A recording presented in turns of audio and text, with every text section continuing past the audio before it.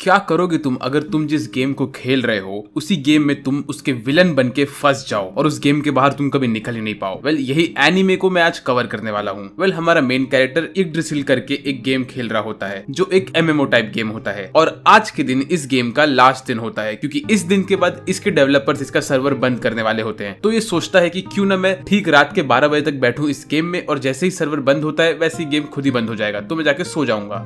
वो बैठा रहता है अपने सीट पे और इंतजार करता है 12 बजने का और जैसे ही 12 बजता है वो अपनी आंखें बंद करता है पर कुछ होता ही नहीं है। 12:01 हो जाता है लेकिन वो गेम के अंदर ही रहता है। तो वो सोचता है ये क्या हो गया। उसने इस गेम में एक बहुत बड़ा एम्पायर बना के रखा होता है उसके दोस्तों के साथ और उसके सारे के सारे दोस्त पहले ही गेम छोड़ के चले गए होते हैं। वो अकेला बचा रहता है तो वो क्या करता है अपने आप से बात करता रहता है कि क्या हो रहा है ये सब। तो उसकी जो लॉयल सर्वेंट होती है अल्बेडो नाम की वो उसको बोलती है मोमोंगा सर क्या हो गया। तो वो बोलता है कुछ नहीं मैं बस सोच रहा हूँ कि आखिर हो क्या रहा है। तो नोटिस करता है अरे मैंने एनपीसी से कैसे बात कर लिया। तो वो अपना मेन मेन्यू खोलने की कोशिश करता है लेकिन उसका मेन मेन्यू खुलता ही नहीं है। तो वो एनपीसी को बोलता है कि तुम मुझसे बात कैसे कर पा रही हो। तो एनपीसी बोलती है मैं तो नॉर्मली बात कर रही हूँ आपसे। तो वो ऐसे ही देखता है कि वहाँ के सारे एनपीसी उससे बात कर सकते हैं। तो वो बोलता है ये क्या हो रहा है। तो उसी वक्त उसको स्ट्राइक होता है कि वो शायद इस गेम के वर्ल्ड में फंस गया है। तो वो उसके एक एनपीसी जिसका नाम है सेबस उसको बोलता है कि तुम जल्दी से हमारे कैसल के बाहर जाओ और देखो कि आसपास के एरिया में क्या क्या है। तो सेबस कैसल के बाहर जाता है और वो अपना काम शुरू करता है। तो इस वक्त मोमोंगा वो कहता है अल्बेडो मैं तुम्हें छूना चाहता हूँ और चेक करना चाहता हूँ कि तुम कैसी हो। वो असल में कोशिश करता है ये जानने की ये जो एनपीसी है वो सही में जिंदा है कि ये कंप्यूटर का कोई ग्लिच हो रहा है। तो जैसे ही वो अल्बेडो का हाथ पकड़ता है तो उसको अल्बेडो का पल्स फील होता है तो वो समझ जाता है कि अल्बेडो जिंदा है। तो वो अल्बेडो को बोलता है कि अल्बेडो एक काम करो तुम हमारे पूरे कैसल के जितने भी गार्डियंस है उन सबको 6th फ्लोर पे बुलाओ पर तुम फ्लोर नंबर 4 और फ्लोर नंबर 8 इनके गार्डियंस को मत बुलाना। तो वो 6th फ्लोर पे टेलीपोर्ट करता है और वहां पे जाता है तो वहां के गार्डियन पहले से वहां पे रहते हैं जो होते हैं डार्क एल्व्स ऑरा और मारे। मोमोंगा उनसे बात करता रहता है और उसी वक्त बाकी सारे के सारे गार्डियंस भी वहां पे आ जाते हैं जैसे कि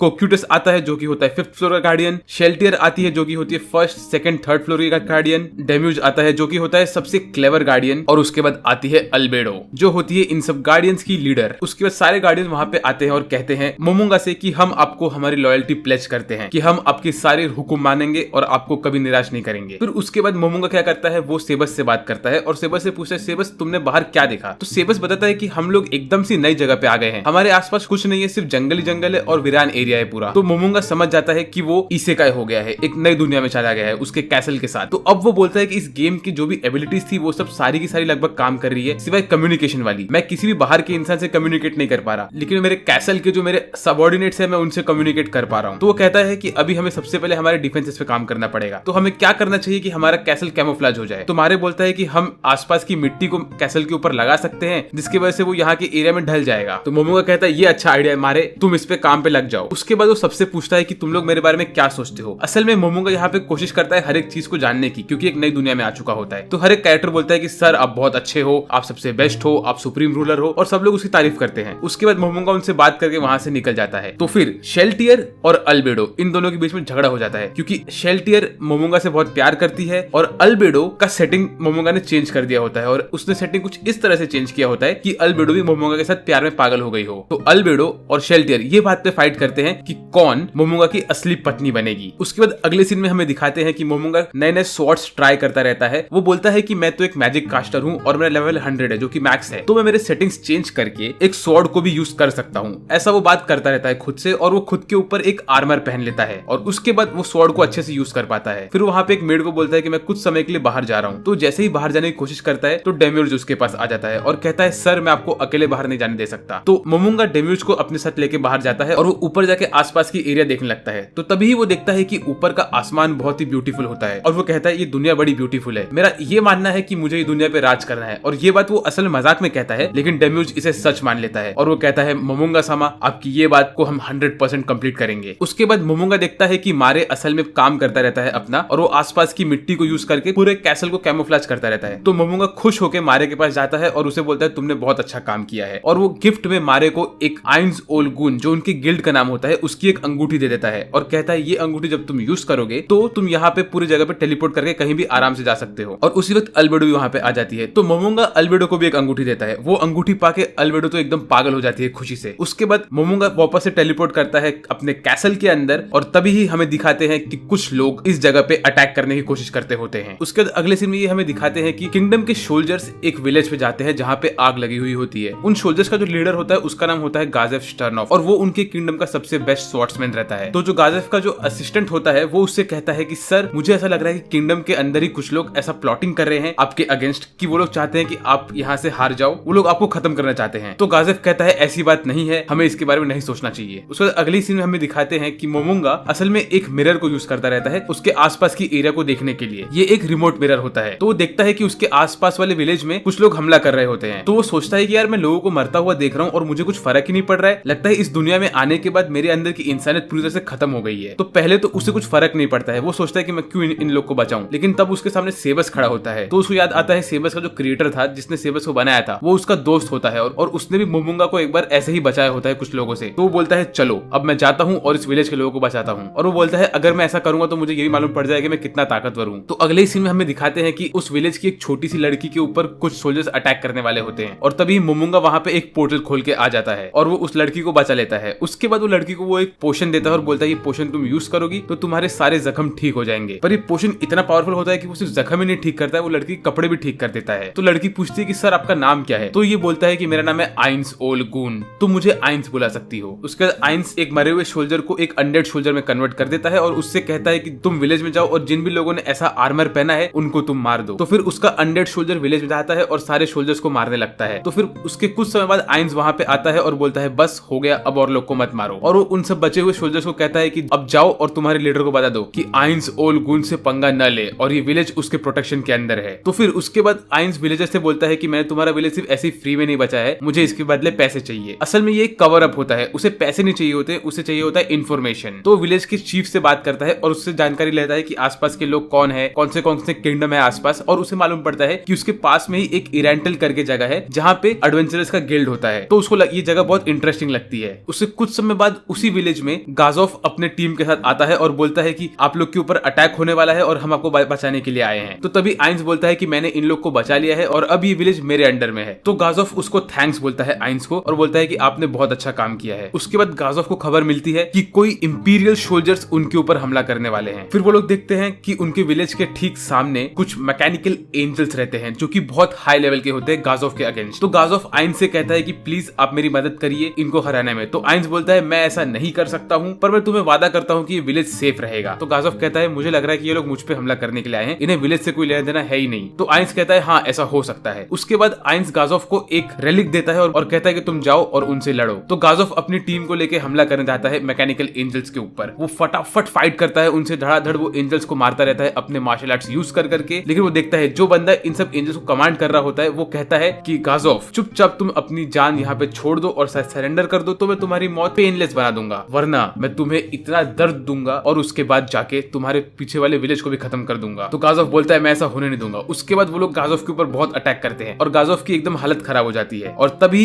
आइंस अपना मैजिक यूज करता है और वो गाजोफ के साथ जगह बदल देता है। और तब आइंस आता है बैटलफील्ड पे, और बैटलफील्ड पे आने के बाद आइंस फटाफट इन सब एंजल्स को मारने लगता है। वो कहता है कि ये सब जो एंजल्स है ये सेम मेरे गेम के जैसी है। तो मैं जानना चाहता हूँ कि ये एंजल्स यहाँ पे कैसे आई, क्योंकि मैं मेरे गेम में नहीं हूँ, मैं एक दूसरी दुनिया में हूँ। तो फिर जो उनका लीडर होता है वो बोलता है कि अब मुझे एक स्पेशल एंजल को समन करना पड़ेगा। तो वो एक हाई रैंकिंग एंजल को समन करता है। तो आइंस उसे देख के हंसने लगता है, बोलता है ये तुम्हारी हाई रैंकिंग एंजल है और आइंस यूज करता है एक ब्लैक होल को और एक झटके में वो उस हाई रैंकिंग एंजल को ही मार देता है। उसके बाद आइंस उनकी लीडर को ही मार देता है और वो अल्बेडो के साथ वापस से अपने कैसल में जाता है। कैसल में पहुंचने के बाद वो सबको बोलता है कि आज से मैं एक रूल चेंज कर रहा हूँ, आज से मेरा नाम मोमोंगा नहीं है, मेरा नाम है आइंस ओल कून। इसका असली रीजन अपना नाम चेंज करने का ये होता है कि उसके गिल्ड के अगर कोई आदमी आसपास होंगे इस एरिया में तो वो समझ जाएंगे कि ये कहाँ पे है। उसके बाद अगले ही दिन आइंस खुद को वापस से आर्मर में कवर करता है और नाबेर के साथ इरेंटल सिटी में जाता है और वहाँ पे वो एक एडवेंचरर्स के गिल्ड में जाके बैठ जाता है और वो वहाँ पे बात करता है कि उसको एक रूम चाहिए और उसको अभी एक जॉब भी लेना पड़ेगा एडवेंचरर्स वाला, क्योंकि उसे पता चल गया कि जो उसकी करेंसी थी इग्ड्रिसिल वाली वो यहाँ पे काम नहीं करती, तो उसे एक जॉब की जरूरत थी। वेल जैसे ही वो अपने रूम में जाने की कोशिश करता है तो वहाँ होटल में बैठे हुए कुछ लोग उसे थोड़ा परेशान करते हैं। तो इसी में थोड़ी उसकी हाथापाई हो जाती है किसी के साथ और आइंस एक आदमी को उठा के दूर फेंक देता है और वो आदमी गलती से इस लड़की के पोषण के ऊपर गिर जाता है। तो ये लड़की आइंस के पास आती है और बोलती है तुम्हें पता भी है तुमने क्या किया, तुमने मेरे इतने इंपॉर्टेंट पोषण को बर्बाद कर दिया। तो आइंस क्या करता है वो अपना एक रेड पोषण निकाल के उस लड़की को दे देता है और बोलता है अभी हम एक बराबर है। उसके बाद वो लड़की जाती है इन्फीरियर के पास जो कि एक बहुत ही टैलेंटेड बच्चा होता है, लेकिन इसकी हेयर स्टाइल मुझे कुछ और ही बता रही है। उसके पास वो पोषण देती है और कहती है कि क्या तुम इसे चेक करके बता सकते हो कि ये पोषण किस चीज से बना हुआ है। तो वो अपनी दादी दादी को वो पोशन देता है और उसकी दादी जब चेक करती है तो बोलती है ये पोशन बहुत रेयर है। वो कहती है कि इतना रेयर है कि मुझे लगा था कि ये एग्जिस्ट ही नहीं करता है। फिर अगले दिन आइंस जाता है गिल्ड में और वहां पे वो एक टास्क उठाता है करने के लिए। तो वो गिल्ड लेडी के पास जाता है और उनसे कहता है मुझे टास्क करना है। तो वो कहती है सर आप तो ब्रॉन्ज लेवल के हो और ये एडमेंटाइट लेवल का टास्क है तो ये आप नहीं कर सकते हो। तो वो कहता है ठीक है मुझे कोई ऐसा टास्क दो जो ब्रॉन्ज लेवल में बहुत हाई लेवल का हो। तो उसी वक्त एक टीम आती है आइंस के पास और कहती है क्या तुम हमारे साथ टीम अप करना चाहोगे, और वो टीम के लोग होते हैं सब सिल्वर लेवल के। तो आइंस उनके साथ टीम अप कर लेता है। उसमें से एक बंदा येलो बाल वाला होता है और वो नाबेर के ऊपर फ्लर्ट करना स्टार्ट करता है और नाबेर को ये बात बिल्कुल पसंद नहीं आती है। तभी वो लोग आइंस को कहते हैं कि हमारे पास ये टास्क है, क्या तुम उसमें हम हमारा साथ दोगे। तो आइंस कहता है ऑफ कोर्स। उसके बाद वो लोग बस टास्क पे निकलते ही हैं कि तभी गिल्ड लेडी आइंस के पास आती है और कहती है सर आपके लिए एक रिक्वेस्ट है, इन्फीरी नाम का बंदा आपके लिए एक टास्क लाया है। तो आइंस उससे पूछता है कि क्या टास्क है। तो वो बताता है कि आइंस को उसका बॉडीगार्ड बनना पड़ेगा ताकि वो जाके एक जंगल में से थोड़े मेडिसिन ले पाए। तो आइंस कहता है ठीक है हम ये टास्क करेंगे और वो लोग उस टास्क पे निकल पड़ते हैं। और उसी वक्त हमें दूसरे सीन पे दिखाते हैं कि एक क्लेमेंटाइन करके लड़की रहती है जिसकी शक्ल एक मेंढक के जैसी होती है और वो एक बादाम जैसे शक्ल वाले आदमी से बात करती है और कहती है कि उसको एक आइटम मिला है जिसे उसे यूज करना है और उसे यूज करने के लिए उसे एनफीरी नाम के बंदे की जरूरत पड़ेगी, क्योंकि एनफीरी के पास एक ऐसी ताकत होती है कि वो कोई भी चीज को देख के उसे आराम से यूज कर सकता है। फिर अगले ही दिन ये लोग निकलते हैं अपने टास्क पे एनफीरी के बॉडीगार्ड बन के। ये लोग जंगल में घूमते रहते हैं और तभी ही एक जगह पे लोग थोड़ा टाइम के लिए बैठ जाते हैं। तो हमें दिखाते हैं कि अगले साइड कैसल के अंदर अल्बेडो जो होती है वो आइंस के रूम में सो रही होती है और वो बोलती है कि मैं यहाँ पे इसलिए सो रही हूँ क्योंकि मुझे आइंस के बेड पे अपना सेंट डाल के रखना है, क्योंकि वो आइंस से बहुत प्यार करती है। आइंस ने नाबेर को बोला होता है कि उसका नाम अब से मोमोन है जब तक वो एडवेंचर कर रहा है। तो ये ब्लॉन्ड वाला लड़का नाबेर को थोड़ा छेड़ता है, बोलता है क्या तुम और मोमोन एक दूसरे से प्यार करते हो। तो नाबेर बोलती है नहीं ऐसा कुछ नहीं है। और वो लोग ऐसे ही बात करते रहते हैं कि तभी उनके ऊपर हमला होता है। वहां पे आते हैं ओर्क्स और गॉब्लिन्स। तो ये लोग स्ट्रेटेजी बनाते हैं और ओर्क्स और गॉब्लिन्स के ऊपर हमला करते हैं, लेकिन तभी आइंस अपने दोनों स्वॉर्ड निकालता है और धड़ाधड़ ओर्क्स को काटने लगता है। तो बाकी लोग आइंस को देख के कहते हैं कि आइंस का लेवल तो ब्रॉन्ज जैसा लगता ही नहीं है, ये तो एडमेंटाइट लेवल का बंदा लग रहा है। उसके बाद रात में सब लोग बैठ के कैंपिंग करते हैं और आराम से उनका सूप खाते रहते हैं और एक दूसरे से बातचीत करते रहते हैं। और उसी वक्त वो लोग हमें दिखाते हैं दूसरे साइड पे जहाँ पे क्लेमेंटाइन कुछ लोगों को मारती रहती है और हमें मालूम पड़ता है कि जो ये बादाम जैसे शक्ल वाला बंदा है ये क्लेमेंटाइन के साथ टीम अप करता है ताकि क्लेमेंटाइन जिसको भी मारे उसके ऊपर ये अपना स्पेल डाल के उसे एक अनडेड में कन्वर्ट करेगा। ये असल में कोशिश करता है एक अनडेड को बनाने की, लेकिन ये प्रॉपर अनडेड्स बना नहीं पाता है। नाबिर और आइंस एनफीरियर के साथ चलते रहते हैं बाकी सब पार्टी मेंबर्स के साथ उसकी हेल्प करने के लिए। तभी ही वहां पे वो लोग बातें करते हैं ड्रैगन्स के बारे में कि जो सामने वाला पहाड़ है उसके आसपास ड्रैगन्स रहते हैं। ये सुन के आइंस कहता है कि जो गेम वो खेलता था उस गेम में भी ड्रैगन्स बहुत इंपॉर्टेंट होते थे, तो उसे थोड़ा केयरफुल रहना चाहिए इन ड्रैगन से। उसके बाद वो लोग आगे आगे बढ़ते रहते हैं और तब वो लोग एक विलेज के पास पहुंचते हैं, जो विलेज असल में निफीरियर के पहचान वाला विलेज होता है। लेकिन वो लोग देखते हैं कि यहाँ पे लोगों ने बैरिकेड कर दिया होता है हर चीज को। तो वो लोग थोड़ा पास जब पहुंचते हैं तो देखते हैं कि विलेज में आसपास गॉब्लिन्स होते हैं। तो उन्हें लगता है कि गॉब्लिन्स आखिर कर क्या रहे हैं। तो फिर हमारे पार्टी मेंबर्स इन गॉब्लिन्स को देख के रेडी होते हैं बैटल करने के लिए। लेकिन तभी ही उन गॉब्लिन्स के पीछे से आती है एनरी, जो की होती है निफीरियर की दोस्त, और ये वही लड़की है जिसका हेल्प आइंस ने स्टार्टिंग में किया था। तो फिर उसके बाद एनरी और निफीरियर दोनों ही रूम में बैठ के बातें करते रहते हैं। निफीरियर बातों बातों में एनरी से कहता है कि तुम्हारी उम्र हो गई है शादी करने की, तो क्या हम शादी कर ले। लेकिन इस बात पे एनरी इतना ध्यान देती नहीं है क्योंकि वो थोड़ी उदास होती है क्योंकि उसके पेरेंट्स की डेथ हो गई होती है। तो वो कहती है कि ये सब जो गॉब्लिन्स है ये सब आइंस सामा की वजह से आए हुए हैं यहाँ पे। तो निफीरियर उससे पूछता है कि आइंस सामा कौन है। तो वो कहती है उनके साथ अल्बेडो नाम की एक लड़की थी और उन्होंने मुझे एक रेड पोशन दिया था। तो ये सब बात सुन के निफीरियर समझ जाता है कि मोमोन ही आइंस है। तो वो आइंस के पास जाता है और उनको थैंक यू कहता है और कहता है कि मैं जानता हूँ कि आप ही मोमोन हो और आप ही आइंस हो जिसने ये विलेज को बचाया था, तो मैं आपको थैंक्स बोलना चाहता हूँ। ये सुन के पहले तो आइंस इसकी बात मानता नहीं है, वो कहता है मैं तो आइंस हूँ ही नहीं। लेकिन बाद में वो बोलता है कि अच्छा ठीक है तुम्हें ये बात पता है तो तुम किसी और को मत बताओ, सिर्फ तुम्हारे तक ही रखो ये बात। उसके बाद वो लोग निफीरियर की हेल्प करने के लिए अपने एक्सपीडिशन पे आगे बढ़ते हैं। तो वो लोग एक जंगल के पास पहुंचते हैं जहाँ पे निफीरियर कहता है कि इस जंगल में एक गार्डियन रहता है जिसे वाइस किंग कहते हैं और वो बहुत ही पावरफुल है, तो हमें थोड़ा केयरफुल रहना पड़ेगा यहाँ पे। तो ये सुन के आइंस थोड़ा खुश हो जाता है, वो कहता है ठीक है मैं इससे लड़ लूंगा, तब तक तुम लोग अपना काम शुरू रखो। असल में आइंस को लगता है कि ये क्रीचर जो होगा वो बहुत पावरफुल होगा, तो वो अपनी पावर उसके ऊपर यूज करने की सोचता है। तो वहीं पे आइंस बुलाता है ऑरा को और ऑरा वहां पे आके वो क्रीचर को ढूंढ के आइंस के पास लेके आती है। लेकिन जब आइंस इस क्रीचर को देखता है तो वो पहचान जाता है कि ये तो एक हैमस्टर है और इसमें इतनी ताकत है भी नहीं। तो ये देख के वो थोड़ा उदास हो जाता है। तो वो क्रीचर आइंस को बोलता है क्या हुआ, तुम मुझ पे हमला नहीं करोगे क्या, तुम डर गए मुझे देख के। तो आइंस बोलता है रुक जाओ मैं तुम पे हमला करने वाला हूँ। तो आइंस सबसे कम लेवल वाला स्पेल यूज करता है उसके ऊपर और वही स्पेल यूज करने के बाद वो हैमस्टर आइंस से माफी मांगता है और कहता है प्लीज मुझे मत मारो। उसके बाद आइंस बोलता है कि ये क्रीचर अब से मेरा पेट है और मैंने इसे टेम कर लिया है। ऐसा बोल के वो लोग उनका एक्सपीडिशन कंप्लीट कर देते हैं। तभी ही निफीरियर आइंस को बोलता है कि अगर तुम इस क्रीचर को यहाँ से लेके चले जाओगे तो जो पास में जो विलेज है जहाँ पे एनरी रहती कहती है वहाँ पे आसपास के मॉन्स्टर हमला करना शुरू कर देंगे। तो आइंस कहता है तुम्हें टेंशन लेने की कोई जरूरत नहीं है, जब तक मैं यहाँ पे हूँ तब तक ऐसा कुछ नहीं होगा। उसके बाद वो लोग एक्सपीडिशन कंप्लीट करने के बाद निफीरियर की हेल्प करते हैं सब सामान रखने में। तभी निफीरियर देखता है कि उसके रूम में वो मेंढक जैसे शक्ल वाली बंदी रहती है। ये देख के वो थोड़ा डर जाता है। फिर निफीरियर क्लेमेंटाइन को बोलता है कि अभी दुकान बंद है, तुम कल सुबह आना। तो क्लेमेंटाइन हंसते हुए बोलती है मैं दुकान में कुछ सामान लेने नहीं आई हूँ, मैं तुझे लेने आई हूँ। तो ये सुन के निफीरियर के साथ जो उसके एडवेंचरस रहते हैं वो क्लेमेंटाइन पे अटैक करने का सोचते हैं और वो लोग कहते हैं कि निफीरियर तुम यहाँ से भाग जाओ। लेकिन तभी बादाम जैसी शक्ल वाला आदमी उनके पीछे खड़ा हो जाता है और बोलता है ये मैं नहीं होने दूंगा। उसके अगले सीन में हमें दिखाते हैं कि आइंस हैम्पशायर के ऊपर टाउन में चलता रहता है और वो तभी ही निफीरियर की ग्रैंड मॉम से मिलता है। और तभी उसकी ग्रैंड मॉम उससे कहती है कि तुम तो वही हो ना जो मेरे ग्रैंड चाइल्ड के साथ गए थे यहाँ पे एडवेंचर पे उसकी हेल्प करने। तो वो कहता है हाँ। तो उसके बाद आइंस उसकी ग्रैंड मॉम को लेके उसके शॉप पे जाता है उसका पैसा कलेक्ट करने के लिए। लेकिन तभी वो लोग देखते हैं कि शॉप पे कुछ तो खतरनाक हुआ होता है। तो आइंस फटाक से अंदर के रूम में जाता है और देखता है कि जो भी उसके साथ वाले एडवेंचरर्स थे वो सब खत्म हो गए रहते हैं। ये देख के आइंस को बहुत गुस्सा आता है और फिर उसके बाद आइंस निफीरियर की ग्रैंड मॉम से बोलता है कि तुम्हारे ग्रैंड चाइल्ड का तो किडनैप हो चुका है, तो अगर तुम चाहो तो मैं उसे जाके बचा सकता हूँ, लेकिन उसके लिए तुम्हें मुझे खरीदना पड़ेगा और मैं बहुत महंगा एडवेंचरर हूँ। तो वो कहती है कि तुम्हें क्या चाहिए। तो आइंस बोलता है तुम्हारे पास जो भी है वो सब तुम्हें मुझे देना पड़ेगा। ये सुन के उसकी ग्रैंड मॉम बोलती है ठीक है मुझे चलेगा, लेकिन तुम्हें मेरे ग्रैंड चाइल्ड को बचा के लाना ही पड़ेगा। उसके बाद आइंस नाबेर के साथ अपने आप को रूम में लॉक कर लेता है और बोलता है कि अभी हम इन्हें कैसे ढूंढेंगे उसका मेरे पास एक बहुत अच्छा सोल्यूशन है। ये जो बंदे थे उन लोगों ने एक बहुत बड़ी गलती कर दी है, उन्होंने इन सब के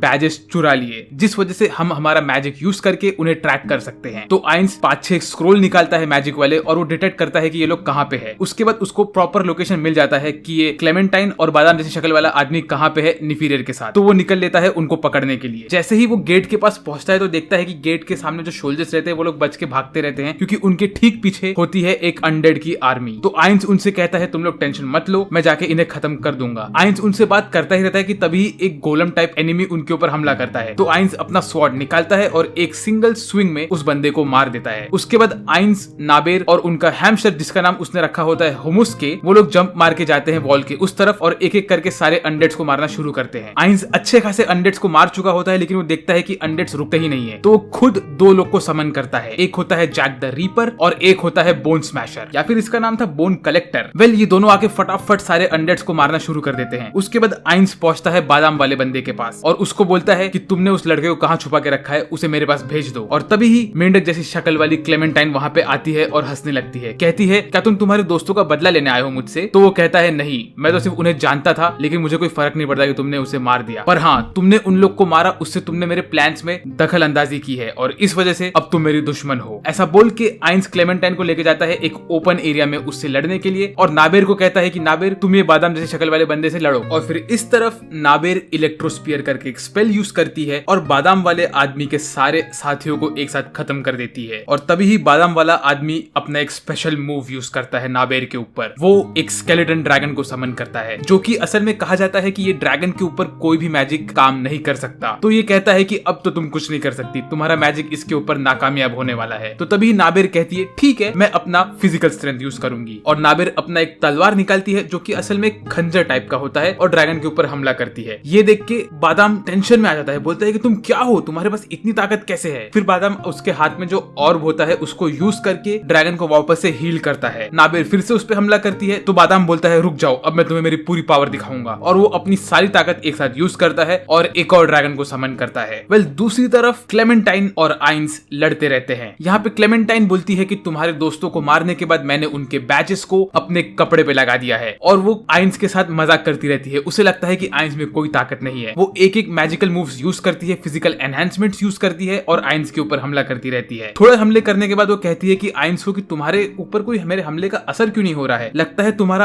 आर्मर बहुत स्ट्रॉन्ग है। और आइंस उससे कहता है तुमसे लड़ लड़ के मुझे बहुत कुछ सीखने को मिल गया कि फिजिकल कॉम्बैट, मेली कॉम्बैट कैसे करते हैं। ये सब सुन के क्लेमेंटाइन कहती है कि तुम्हें मेली कॉम्बैट के बारे में पता भी नहीं है क्या, तुम एक रूकी हो क्या? फिर आइंस बोलता है चलो मैंने बहुत कुछ सीख लिया तुमसे, अब टाइम है इस सबको खत्म करने का। फिर आइंस खड़ा होता है एकदम जोश में और जोर से चिल्ला के कहता है नाबेर गम्मा, अब तुम इनको दिखाओ नाजरी की ताकत। और ऐसा सुनने के बाद नाबेर अपने प्रॉपर मेड वाले फॉर्म में आती है और फटाक से खेल खत्म करने का शुरू कर देती है। वो बादाम को कहती है कि बादाम तुम्हारा खेल खत्म हो गया अभी। वो फटाक से टेलीपोर्ट होती है और बादाम के पीछे जाके उसको खंजर से भोंक देती है, कहती है कि देखो मैं तुम्हें एक झटके में मार सकती हूँ। फिर वो वापस से टेलीपोर्ट होती है और उसके दोनों ड्रैगन्स को खत्म कर देती है एक ही मैजिक यूज करके। वो कहती है कि ये जो ड्रैगन्स है ये सिर्फ लेवल 6 तक के मैजिक को काउंटर कर सकते हैं, लेकिन मैं लेवल 6 के ऊपर का मैजिक भी यूज कर सकती हूँ। तो फटाक से मैजिक यूज करती है और उन दोनों ड्रैगन्स को खत्म कर देती है। ये देख के बादाम एकदम डर जाता है। वो बोलता है कि तुम्हारे पास इतनी पावर कहाँ से आई? लेवल 6 के ऊपर का पावर तो भगवान भी यूज नहीं कर सकते। तो नाबेर कहती है कि मुझे जिसने बनाया है वो लोग भगवान से भी ऊपर है। ऐसा कहने के बाद नाबेर वो बादाम को भी खत्म कर देती है। इस तरफ आइंस की आंखों में ये मेंढक वाली बंदी ने 2 खंजर भोग दिए रहते हैं और वो कहती है कि तुम्हारे ऊपर कुछ असर क्यों नहीं हो रहा है। तभी आइंस अपने प्रॉपर फॉर्म में आता है और इसे पकड़ लेता है और कहता है कि देखो मैं एक अनडेड हूँ। ऐसा कहने के बाद आइंस धीरे धीरे अपनी मुट्ठी को बंद करता है और उसे दबाने लगता है। वो कहता है कि तुमने तुम्हारा टाइम लेके मेरे साथियों को मारा था ना, अब मैं भी अपना टाइम लेके तुम्हें मारूंगा। क्लेमेंटाइन छटपटाती रहती है आइंस के हाथ में, कहती है कि मुझे छोड़ दे, मैं तुझे मार दूंगी, मुझे तुझे मार दूंगी, लेकिन वो कुछ कर नहीं पाती है और आइंस आराम से अपना टाइम लेके इसे खत्म कर देता है। यहाँ पे मैं आप लोग को एक चीज याद दिलाना चाहता हूँ कि ये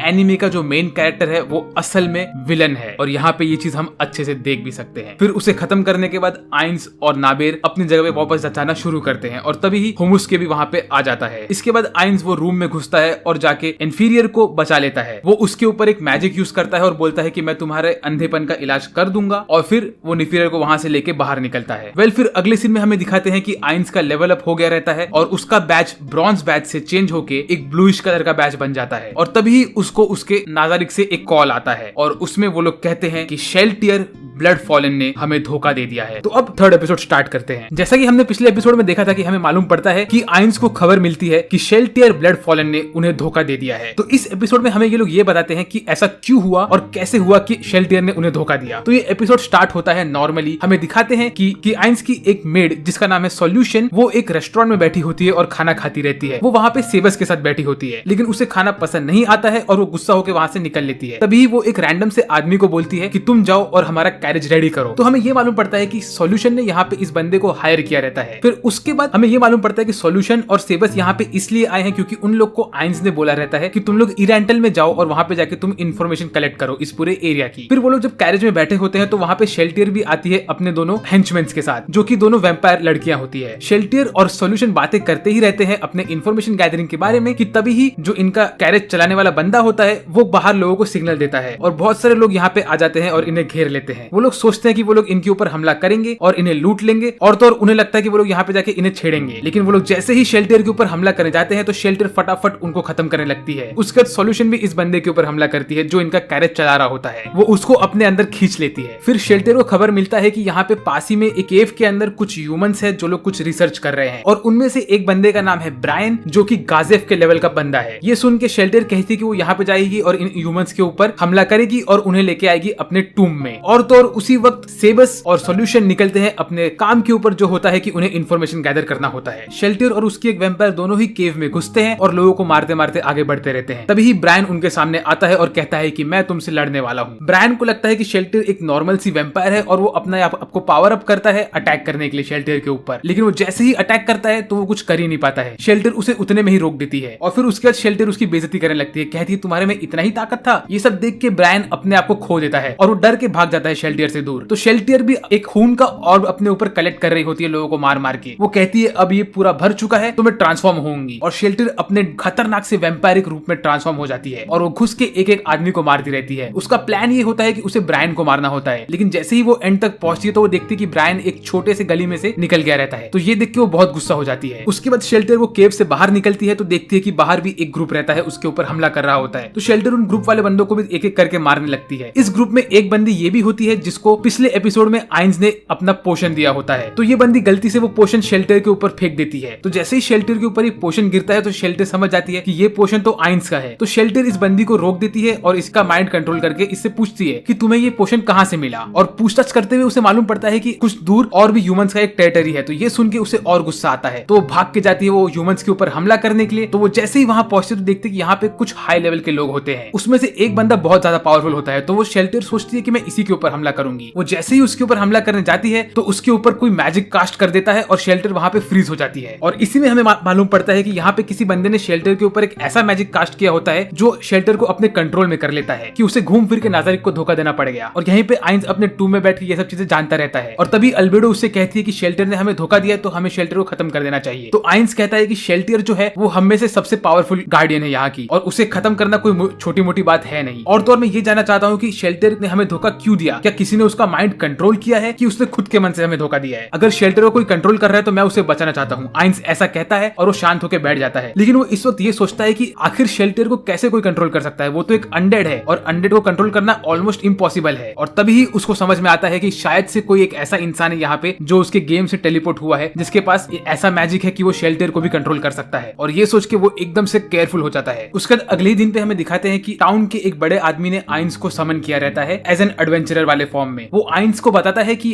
एक ऐसी वैम्पायर आ गई है जिसने इंसानों के ऊपर हमला करना शुरू कर दिया है। आइंस के साथ यहाँ पे 3 और लोग होते हैं जो लोग उसके सेम लेवल के होते हैं। तो ये बंदा उनको बोलता है कि मैं तुम्हें ये टास्क देता हूँ कि तुम लोग जाओ और इस वैम्पायर को कैसे भी करके खत्म कर दो। तो आइंस उससे पूछता है कि क्या तुम डिस्क्राइब कर सकते हो कि वैम्पायर कैसी दिखती है। तो वो बंदा जिस तरह से डिस्क्राइब करता है तो आइंस कहता है कि ये तो डेफिनेटली शेल्टियर ही है। और फिर उसके बाद आइंस बोलता है कि मैं इस वैम्पायर को जानता हूँ और मैं इसके ऊपर हमला करके इसे खत्म कर दूंगा, सिर्फ मैं ही ये कर सकता हूँ। तो आप एक काम करिए कि बाकी 3 लोग को मेरे साथ मत भेजिए, मैं अकेला अपना काम कर लूंगा। तो वहां पे एक ऐसा बंदा होता है एडवेंचरर जो कि गुस्सा हो जाता है, कहता है कि क्या रे तू खुद को बहुत शाना समझता है, मैं भी तेरे साथ चलूंगा। तो आइंस बोलता है ठीक है तुम चल सकते हो, लेकिन मैं तुम्हें पहले ही वार्निंग देता हूँ तुम मर भी सकते हो। वो बोलता है चल चल देखा जाएगा। तो फिर आइंस के साथ वो जाता है एडवेंचर पे और तभी आइंस अपनी पूरी टूम को वहां पे लेके आता है और उसके पूरे गैंग को खत्म कर देता है। कहता है कि मैंने तुमसे पहले ही कहा था कि तुम मर भी सकते हो। उसके बाद आइंस पहुंचता है शेल्टियर के पास अल्बेडो के साथ और देखता है कि शेल्टियर वहां पे एक जगह पे फ्रीज होकर पड़ी होती है। तो आइंस पता करता है कि शेल्टियर को मैं ठीक कैसे करूं। तो वो एक रिंग यूज करता है जो कि होता है बहुत स्पेशल टियर का मैजिक वाला रिंग। वो बोलता है कि अगर मैं इस रिंग को यूज करूंगा तो शेल्टियर ठीक हो जाएगी। वो रिंग के मैजिक को यूज करता है लेकिन कुछ होता ही नहीं है। तो यहाँ पे आइंस को धक्का लगता है। वो समझ जाता है कि अगर स्पेशल टियर का मैजिक नहीं काम कर रहा है मतलब कि किसी ने वर्ल्ड क्लास मैजिक यूज किया है जो कि सबसे हाई लेवल का मैजिक होता है। ये सुन के वो अल्बेडो को लेके वहां से भाग जाता है और भागने के बाद वो बहुत गुस्सा होता है। वो बोलता है कि ऐसा कौन सा इंसान है जिसने वर्ल्ड टियर मैजिक यूज किया है। और उसके बाद आइंस अल्बेडो को कहता है कि तुम सारे के सारे मेंबर्स को बोल दो कि सिक्योरिटी टाइट कर दे टूम की, अभी बहुत बड़ा खतरा आने वाला है हमारे ऊपर। लेकिन इस वक्त सेबस और सॉल्यूशन अपने काम पे ही लगे होते हैं क्योंकि आइंस ने उनको काम दिया होता है कि तुम लोग जाओ इरेंटल में और इन्फॉर्मेशन गैदर करो। उसके बाद आइंस यूक्सी को और अल्बेडो को लेके अपने मोनोलिथ में जाता है जो कि एक स्पेशल एरिया होता है उनके टूम के अंदर जहाँ पे सारे के सारे world class magical tier item रहते हैं। और तो और वहाँ पे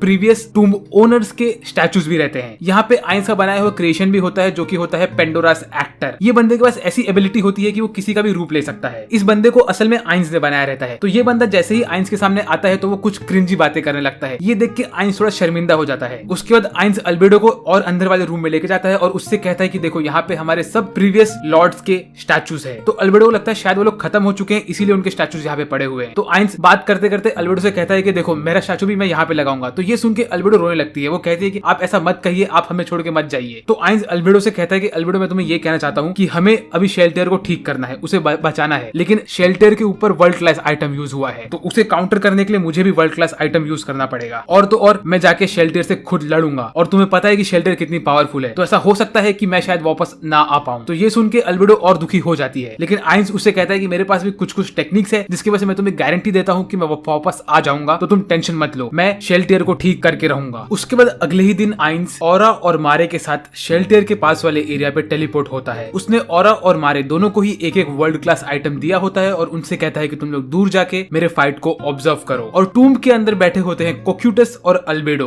वो लोग वहां पे क्लेयरवोयंस के हेल्प के थ्रू आइंस का फाइट देखते रहते हैं शेल्टियर के साथ। और तभी डेम्यूर्ज वहां पे आता है। वो अल्बेडो के ऊपर गुस्सा होता है और कहता है कि तुमने आइंस सामा को अकेले जाने क्यों दिया। तो अल्बेडो उससे कहती है कि आइंस सामा ने मुझे कहा था कि वो वापस से आएंगे और शेल्टियर को बचा के ही आएंगे, तो इसीलिए मैंने उन्हें जाने दिया। ये सब सुन के डेम्यूर्ज बहुत गुस्सा होता है अल्बेडो के ऊपर, लेकिन वो भी उनका फाइट देखता रहता है। तो आइंस धीरे धीरे करके शेल्टियर के करीब जाता रहता है और तभी वो सोचता रहता है कि उसने अल्बेडो को उसके साथ क्यों नहीं आने दिया था, क्योंकि वो नहीं चाहता था कि अल्बेडो और शेल्टियर एक दूसरे लड़ाई करे। वो चाहता नहीं कि उसके कोई भी गार्डियन अब आपस में लड़ाई करना शुरू कर दे। तो आइंस शेल्टियर के सामने खड़ा होता है और वो अपने ऊपर एक एक मैजिक को बफ करना शुरू कर देता है। वो ढेर सारे स्पेल्स यूज करता है खुद के ऊपर, ढेर सारे आइटम्स यूज करता है खुद के ऊपर, ताकि वो खुद को पावरफुल बना सके और शेल्टियर के सामने हमला कर सके। वो खुद का पहला स्पेल यूज करता है शेल्टियर के ऊपर और आसपास की पूरी एरिया उड़ जाती है, लेकिन शेल्टियर को कुछ नहीं होता है, बल्कि उसके ऊपर एक आर्मर आ जाता है। और इस अटैक के बाद शेल्टियर भी एक्टिवेट हो जाती है फाइट मोड में। वो फाइट मोड में आने के बाद भी आइंस को आइंस सामा करके ही बोलती है। इसका ये मतलब है कि शेल्टियर अभी भी एक तरह से आइंस को अपना मास्टर समझती है। तो आइंस उससे पूछता है कि तुम्हारा मास्टर कौन है। तो शेल्टियर अपने आप में कंफ्यूज हो जाती है। वो कहती है कि आप मेरे मास्टर हो, लेकिन मैं आपसे क्यों लड़ रही हूँ। वो बोलती है चल छोड़, जो हो रहा है होने दो, मुझे तो सिर्फ लड़ना है। ऐसा बोल के वो आइंस से लड़ना शुरू कर देती है। शेल्टियर के पास जो वेपन होता है उसके अंदर ये एबिलिटी होता है कि वो किसी को भी अगर उस वेपन से मारेगी तो वो खुद को हील कर सकती है। तो ऐसे ही आइंस और शेल्टियर का फाइट शुरू होता है। आइंस बहुत सारे स्पेल्स कास्ट करता है शेल्टर के ऊपर और शेल्टर उन सबको डॉज करती रहती है या उनसे मार भी खाती रहती है। ऐसे धीरे धीरे करके उनकी फाइट आगे बढ़ती रहती है। उसके बाद एक पॉइंट ऐसा आता है कि शेल्टियर आइंस के ऊपर हमला करना शुरू करती है मैजिक से और आइंस को डैमेज भी होना शुरू हो जाता है। फिर आइंस एक मैजिकल स्लैश यूज करता है और शेल्टर को आधे में काट देता है, लेकिन शेल्टर तुरंत वापस से हील हो जाती है। फिर शेल्टर यूज करती है होली मैजिक आइंस के ऊपर और उसकी वजह से आइंस पे बहुत डैमेज पड़ जाता है और आइंस का एमपी भी बहुत सारा कम हो जाता है एक ही साथ। और तभी आइंस शेल्टर के ऊपर यूज करता है ग्रेविटी मैजिक। उसके बाद शेल्टर अपना ट्रम्प कार्ड यूज करती है जो कि होता है एनहेरियर। वो अपना एक डुप्लीकेट को समन कर देती है जो कि तुरंत जाके आइंस के ऊपर हमला करता है और साथ ही साथ शेल्टर खुद की फैमिली को भी समन करती है। ये एक अटैक का नाम है जिसमें वो छोटे छोटे मीनस को समन करती है और शेल्टर क्या करती है, वो इन सब मीनस को मारने लगती है ताकि वो खुद को हील कर सके। और तभी आइंस एक ब्रोकन स्पेल यूज करता है। आइंस के पीछे एक घड़ी आ जाता है और टाइम स्लो हो जाता है और जैसे ही वो घड़ी में 12 बजते हैं शेल्टियर का एनहेरियर ऑन द स्पॉट खत्म हो जाता है और फिर आइंस और शेल्टियर दोनों ही बादलों के ऊपर आ जाते हैं अटैक करने में। फिर उसके बाद शेल्टियर आइंस के पास जाती है और कहती है अब तो तुम हारने वाले हो, आपके पास तो कुछ बचा ही नहीं है एमपी और मैं अपना हेल्थ बढ़ा सकती हूँ आपको टोच टोच के मेरे वेपन से। और तभी आइंस बोलता है कि तुम मेरे प्लान में फंस चुकी हो। ऐसा बोल के वो परफेक्ट वॉरियर करके एक स्पेल यूज करता है और फटाक से वो एक आर्मर पहन लेता है जो कि होता है legendary armour, world level armour का होता है। वो आर्मर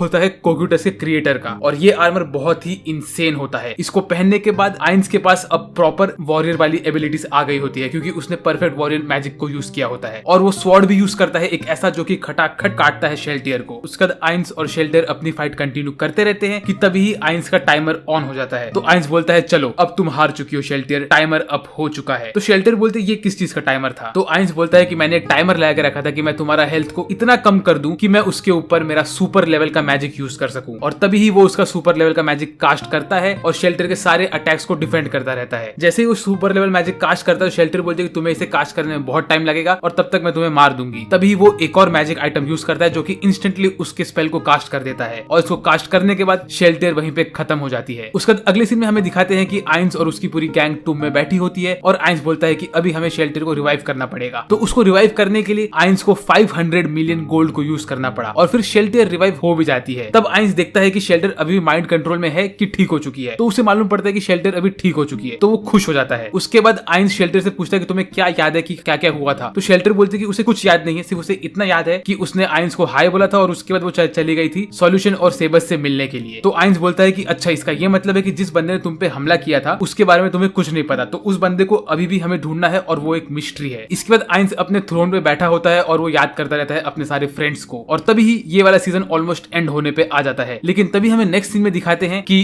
जिस बंदे ने शेल्टर के ऊपर हमला किया होता है वो उसके लोगों को बात करता है और कहता है कि अभी हमें और भी ऐसे काम करने हैं और वो लोग कुछ ना कुछ प्लानिंग करते रहते हैं और तभी उसके साथ हमें ये लोग एंडिंग के सीन्स दिखाते हैं और यहीं पे पहला सीजन खत्म हो जाता है। सीजन 2 स्टार्ट ही होता है ये नई लड़की के साथ जिसके आधे बाल व्हाइट होते हैं और आधे बाल ब्लैक होते हैं। ये एक रूबिक्स क्यूब सॉल्व कर रही होती है और ये आराम से बैठी होती है। तभी इसके सामने वो बंदा आता है जिसने शेल्टियर के ऊपर मैजिक किया होता है। वो इससे बोलता है कि अभी रिसेंटली हम एक ऐसे वैम्पायर से लड़े थे जो कि बहुत पावरफुल थी और मुझे उसके ऊपर एक इंपॉर्टेंट मैजिक यूज करना पड़ा था उसे शांत करने के लिए। तो ये लड़की उससे पूछती है क्या वो जो वैम्पायर थी वो मुझसे ज्यादा स्ट्रॉन्ग थी? तो ये बोलता है कि नहीं, तुम उस वैम्पायर से ज्यादा स्ट्रॉन्ग हो। तो ये बोलती है अच्छा ठीक है। उसी वक्त ये लड़का आइंस ओल गून के बारे में भी इससे बात करता है। तभी ये कहती है अगर आइंस इतना ही स्ट्रॉन्ग है तो मैं ये चाहूंगी कि आइंस और मैं हम दोनों का एक बच्चा हो जाए जो बच्चा बहुत ज्यादा पावरफुल होगा क्योंकि मैं भी स्ट्रॉन्ग हूँ और आइंस भी स्ट्रॉन्ग है, तो हमारा बच्चा सबसे ज्यादा ही पावरफुल होगा। ऐसे ये बात करती रहती है उससे। तभी हमें ये मालूम पड़ता है कि ये जो आदमी है इसके पास वर्ल्ड टियर आइटम के मैजिक है और ये जानता है कि आइंस भी दूसरे दुनिया से आया हुआ है, ऐसा इसको डाउट रहता है। उसके बाद अगले सीन में हमें दिखाते हैं कि एक बूढ़ी औरत जाके एक ड्रैगन से बात करती रहती है। वो उस ड्रैगन से बोलती है कि उसने अभी एडवेंचर करना छोड़ दिया है और वो नॉर्मल सी जिंदगी जी रही है। तो उसी वक्त ड्रैगन उसको बोलता है कि तुमने भले ही एडवेंचर करना छोड़ दिया है लेकिन मेरे पास तुम्हारे लिए एक काम है। मेरा काम ये है कि तुम्हें जाके थोड़ा इन्फॉर्मेशन गैदर करना है मेरे लिए। और तब वो ड्रैगन वो बूढ़ी औरत से पूछता है कि तुम्हारी अंगूठी कहाँ गई? तो वो कहती है कि मैंने ये अंगूठी एक सक्सेसर को दे दी है। तो वो ड्रैगन बोलता है अच्छा ठीक है, अगर तुम्हारा सक्सेसर है तो मैं उसके ऊपर यकीन कर सकता हूँ, लेकिन वो अंगूठी बहुत ज्यादा इंपॉर्टेंट थी। तभी हमें अगले सीन में दिखाते हैं कि ये अंगूठी दी गई है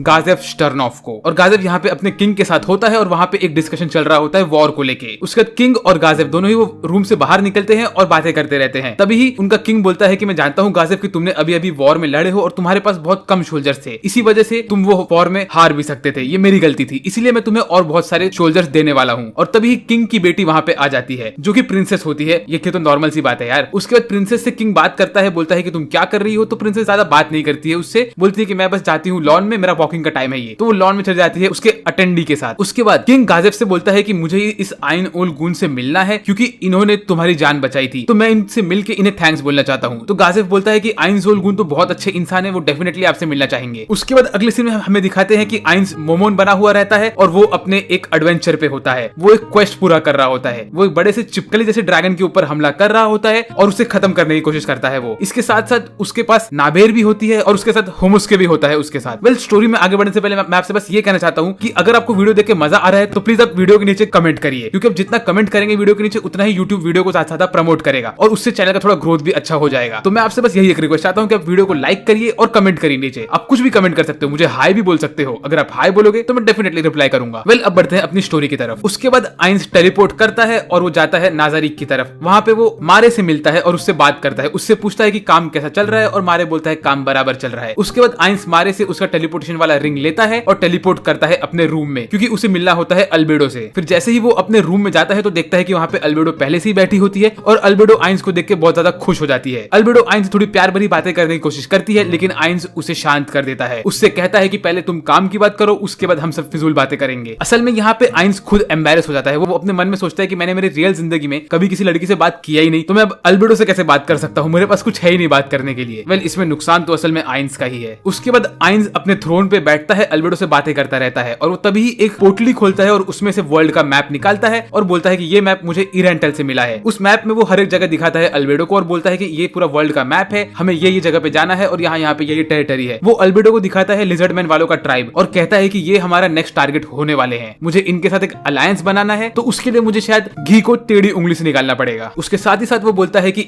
इरेंटल के आगे गए हैं सेबस और सॉल्यूशन और इंफॉर्मेशन गैदर करने के लिए, और उसने डेम्यूज को भी एक जगह पे भेजा रहता है इंफॉर्मेशन गैदर करने के लिए और अपना काम करने के लिए। मीनवाइल आइंस ने उसके एक अनडेड सोल्जर को काम दिया होता है कि वो एक डुप्लीकेट नाजारिक बनाए जस्ट डिफेंस के लिए, तो वो बंदा यहाँ पे उसका काम करता रहता है बाकी सब गोलम्स के साथ और इनके ऊपर ध्यान देती रहती है। और फिर एक मॉन्स्टर से बात करती ही रहती है कि तभी उसके खाने का समय हो जाता है, तो वो जाती है और आराम से अपना खाना एंजॉय करती रहती है। फिर उसके बाद अगले सीन में हमें दिखाते हैं कि अल्बेडो से वापस से आइंस एक क्वेश्चन पूछता है। वो उससे पूछता है कि अल्बेडो तुम्हें क्या लगता है कि कौन सा नेशन हमारे ऊपर अभी अटैक करने की सोच रहा होगा, तो तभी अल्बेडो उससे बोलती है कि इसका तो मुझे ये लग रहा है कि ये वही नेशन होगा जिसके ऊपर आपने पहले अटैक किया था। तो वो बोलता है हाँ तुम तो सही बोल रही हो। उसके बाद आइंस अल्बेडो से पूछता है कि शेल्टियर कैसी है, तो अल्बेडो कहती है कि शेल्टियर वैसे फिजिकली तो ठीक हो गई है बट इमोशनली वो बहुत ही ज्यादा दुखी है, क्योंकि उसे लग रहा है कि उसने आपको धोखा दिया था, इसीलिए वो अभी पब में बैठी है और वो अल्कोहल पी रही है और खुद को शांत करने की कोशिश कर रही है। फिर अगले सीन में हमें दिखाते हैं कि शेल्टियर सही में यहाँ बैठी होती है और वो अल्कोहल पी रही होती है, लेकिन वो कहती है कि उसको अल्कोहल का असर हो ही नहीं रहा है क्योंकि शेल्टियर एक वैम्पायर है और उसके ऊपर पॉइजन का कोई असर होता ही नहीं है। वेल, तभी यहाँ पे एक पेंगुइन भी आता है, वो शेल्टियर को थोड़ा ठंडा करने की कोशिश करता है, लेकिन शेल्टियर उसे भाव देती ही नहीं है। फिर आइंस अल्बेडो से कहता है कि इसमें शेल्टियर की कोई गलती थी ही नहीं, उसे ऐसा नहीं सोचना चाहिए कि उसने हमें धोखा दिया है, मैंने कंसिडर किया ही नहीं था कि इस दुनिया में भी वर्ल्ड क्लास आइटम हो सकते हैं। तो फिर अल्बेडो कहती है सर आपकी बात तो सही है। तभी आइंस अल्बेडो से पूछता है कि अल्बेडो तुम मुझे बताओ कि मुझे क्या करना चाहिए कि वो करने के बाद शेल्टियर ठीक हो जाए। तो अल्बेडो कहती है कि आपको ना शेल्टियर को एक बार पनिशमेंट दे देना चाहिए, तो उससे शेल्टियर का मन भी हल्का हो जाएगा। तो आइंस बोलता है तुमने ये मुझे बहुत अच्छी चीज सजेस्ट की है, मैं ऐसा ही करूंगा। उसके बाद आइंस जाता है कोक्यूटस से मिलने, वो कोक्यूटस से मिलता है और उससे हालचाल पूछता है और उसे उसके काम पे लगा देता है। फिर आइंस अल्बेडो से कहता है कि अभी मुझे थोड़ा काम है, मोमोन बन के मुझे थोड़े क्वेस्ट कंप्लीट करने हैं, मैं वो करके आता हूँ, तब तक तुम यहाँ की निगरानी करना। फिर अगले सीन में हमें दिखाते हैं कि दो लिजर्डमैन एक दूसरे से बातें करते रहते हैं और वो लोगों ने फिश का फार्मिंग किया होता है। उसमें से ये वाला लिजर्डमैन है असल में इसको इसके क्लैन से इसका बहिष्कार कर दिया रहता है, क्योंकि इसने पहले ही क्लैन को एक बार छोड़ दिया होता है, इसी वजह से इसके सीने पे एक मार्किंग भी होती है। ग्रीन वाला लिजर्डमैन जैसे ही अपने विलेज में जाता है अंदर, तो वो देखता है कि आसमान में काले काले बादल आ जाते हैं और उसमें से निकलता है एक अजीब सा शैतानी एबोमिनेशन, जो असल में होता है आइंस का ही एक मैसेंजर। वो इनको मैसेज देता है और कहता है कि अभी तुम्हारे पूरे विलेज के ऊपर मौत निगरानी देने वाली है और तुम सब खत्म होने वाले हो, ऐसा बोलता है वो, और उसके साथ ही साथ ये एपिसोड खत्म हो जाता है। तो इस इंसिडेंट के ठीक बाद सारे के सारे लिजर्डमैन अपने मेन चीफ के विलेज वाले रूम में जाते हैं और वहां पे सब बैठ के डिस्कशन करते हैं कि उन्हें क्या करना चाहिए। उसमें से एक बोलती है कि हमें यहाँ से भाग जाना चाहिए, क्योंकि अगर हम यहाँ पे रुके तो क्या होगा वो मुझे भी नहीं पता, क्योंकि जिस भी इंसान ने उस मॉन्स्टर वाली चीज को समन किया था यहाँ पे उसने लेवल 4 का मैजिक यूज किया था और मैं इस विलेज की सबसे पावरफुल मेज हूँ और मैं खुद सिर्फ लेवल 2 तक का मैजिक यूज कर सकती हूँ। तो उस इंसान ने लेवल 4 के मैजिक को इतना कैजुअली यूज किया, मतलब उसके पास इतनी स्ट्रेंथ होगी कि वो हमें एक झटके में खत्म कर सकता है, ऐसा ये बूढ़ी लिजर्ड यहाँ पे कहती है। उसके बाद जो विलेज का चीफ होता है उसका भाई,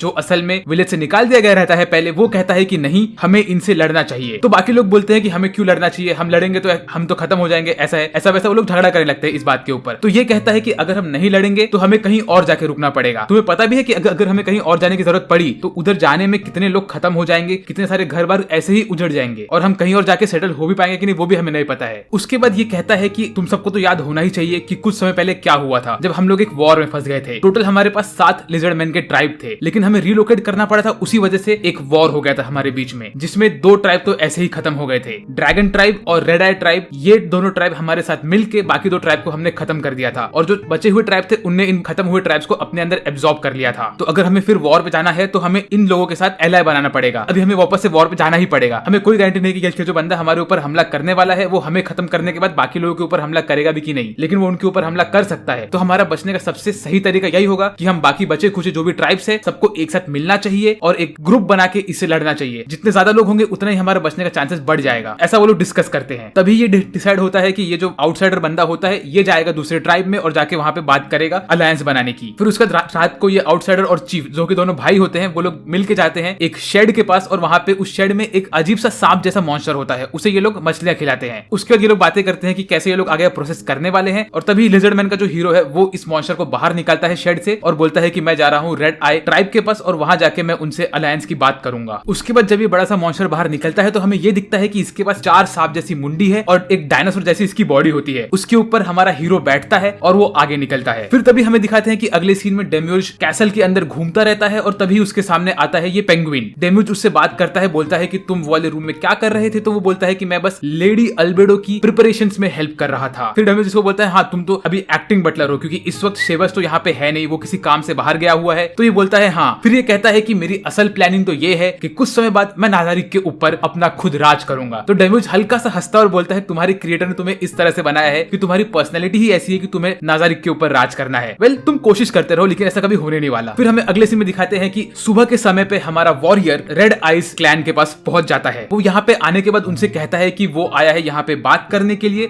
और उसके पास ट्रैवलर का सिंबल भी है। तो गेट पे गार्ड्स उससे पूछते हैं तुम्हें किससे क्या बात करना है? तो वो बोलता है कि मुझे तुम्हारे चीफ से बात करना है और ये बहुत इंपॉर्टेंट मैटर है। तो उसको गार्ड्स लेके जाते हैं चीफ के रूम के पास और उसे बोलते हैं कि आप अंदर जा सकते हो। तो जैसे ही हमारा हीरो अंदर घुसता है तो वो देखता है कि सामने एक फीमेल लिजर्ड होती है जो कि व्हाइट कलर की होती है। उसे देख के ये हाउल करने लगता है। उसके बाद ये बैठता है लिजर्ड के सामने और उससे सबसे पहले ये बोलता है क्या तुम मुझसे शादी करोगी? I mean, भाई तुम्हारे क्लैन के ऊपर हमला होने वाला है, वो लोग खत्म होने वाले हैं और तू घर बसाने की सोच रहा है? क्या ही बोलूं मैं इसे यार। वेल ये सुन के वो फीमेल लिजर्ड तो थोड़ी शॉक हो जाती है और अपने पूंछ को जोर जोर से मारने लगती है। वो उसके बाद वो उससे कहती है क्या तुम यहाँ पे मुझे बस यही कहने आए थे? अगर आपको वीडियो में मजा आ रहा है तो प्लीज सब्सक्राइब करो यार चैनल को, क्योंकि आप सब्सक्राइब करोगे तो ही आपको मेरे वीडियोस हर दिन देखने मिलेंगे, वरना कोई ना कोई वीडियो छूट जाएगा। तो अगर आप मेरे वीडियोस मिस नहीं करना चाहते हो तो सब्सक्राइब करो यार, और तो और कमेंट करके मुझे बताइए कि आपको वीडियो कैसा लग रहा है इस वक्त। वेल अब वापस बढ़ते हैं हमारी स्टोरी की तरफ। तो ये बोलता है मैं यही नहीं कहने आया था लेकिन मैं तुम्हें इंपॉर्टेंट बात पहले ही बता दिया है। मैंने बोला कि मैंने सोचा कि अगर मैं तुम्हें पहले ही बता दूं तो मेरा माइंड शांत हो जाएगा, तुम हो ही इतनी खूबसूरत। वेल ये सुनने के बाद वो थोड़ा ब्लश करने लगती है। उसके बाद हमारा हीरो फाइनली मुद्दे की बात करता है। वो उसे बताता है कि हम उसके क्लैन के ऊपर एक अजीब सा अबोमिनेशन आया हुआ था और उसने उसे मैसेज दिया था कि उनके ऊपर हमला होने वाला है। तभी ये कहती है कि इसने भी वो चीज देखी थी। फिर ये बोलता है कि मुद्दे की बात ये है कि मैं यहाँ पे आया हूँ, मुझे तुम्हारे साथ अलायंस बनाना है और तुम्हारे साथ अलायंस जोड़ने के बाद मुझे एक और क्लैन के पास जाना है, ड्रैगन वाले क्लैन के पास, और उनके साथ अलायंस बनाना है ताकि हम सब मिलके फाइट बैक कर सके। तो ये कहती है कि ये बात तो तुम सही कह रहे हो लेकिन मैं कह नहीं सकती कि हम अभी अलायंस बनाने के लायक है भी कि नहीं। ये कहता है ऐसा क्यों, तुम्हारे चीफ कहाँ पे है? तो ये कहती है फिलहाल के लिए तो एक्टिंग चीफ मैं ही हूँ। उसके बाद ये लोग थोड़ी और बातें करते हैं। तभी हमारा हीरो उससे कहता है क्या तुम मुझे ये बता सकती हो कि तुम्हारे क्लैन ने पिछले वॉर के टाइम पे खुद को कैसे बचा के रखा था? तुम लोग ने तो वॉर में पार्टिसिपेट भी नहीं किया था। तो ये कहती है कि इसका रीजन ये है कि हमारा जो चीफ था उसने कैनिबलिज्म स्टार्ट किया था, कि वो अपने ही लोगों को खाना शुरू किया था। उसने उनका दिल टूटा रहता था ये चीज करते करते, लेकिन हमें जीने के लिए ऐसा करना ही पड़ा था। ये बताते बताते वो थोड़ी रोने भी लगती है। उसके बाद हमारा हीरो उसके पास जाता है, उसको थोड़ा सिंपैथी देता है। सिंपैथी देने के बाद डील क्रैक कर लेता है और उससे कहता है कि अभी हम अलायंस जोड़ लेते हैं ताकि हम दोनों सर्वाइव कर पाए। फिर अगले सीन में हमें दिखाते हैं ये लोग रेडी होते हैं ड्रैगन क्लैन के पास जाने के लिए, लेकिन तभी ही जो ये फीमेल लिजर्ड होती है ये एक झाड़ अपने ऊपर पहन के आती है। तो हमारा हीरो इससे पूछता है कि तुमने ये क्यों पहन के रखा है? तो वो कहती है तुम्हें क्या लगता है मैं इतनी गोरी कैसे हूँ? मैं मेरे स्किन को हमेशा छुपा के रखती हूँ धूप से। ऐसा बोल के वो बैठ जाती है इसके ड्रैगन के ऊपर इसके साथ, और ये लोग जाते हैं ड्रैगन वाले क्लैन के पास।